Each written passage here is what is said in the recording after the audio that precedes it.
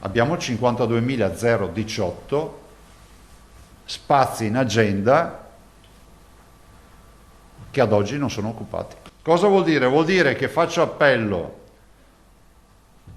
a tutti gli over 60 di provvedere quanto prima, se hanno deciso di vaccinarsi, a prenotarsi, perché non escludo che questa sia l'ultima chiamata tra oggi e domani.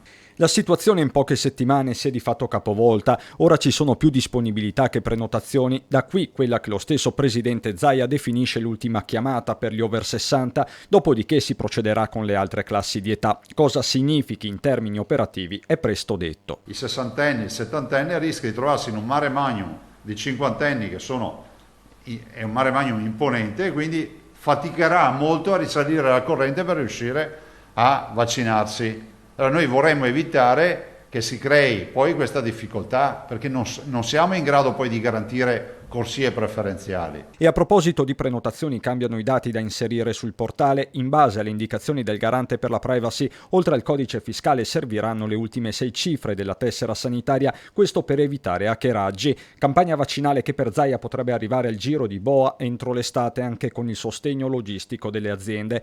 Tema strettamente connesso, quello degli spostamenti, con il Green Pass sul quale stanno accelerando sia governo italiano che Europa. Noi siamo a disposizione, abbiamo un'anagrafe vaccinale efficiente, per cui nel momento in cui si tratta di stampare su un pezzo di carta da qualche altra parte, diciamo un nuovo modulo, abbiamo un'anagrafe pronta. Zaia, che torna sulla lunga giornata di martedì in quinta commissione sanità, rivelando di aver chiesto che il suo verbale della seduta venga trasmesso in procura, e sulla presunta querela di Azienda Zero al professor Crisanti, smentita dal direttore Andrea Tognolo. Dovete parlare col dottor Tognolo. Punto. C'è altro da aggiungere.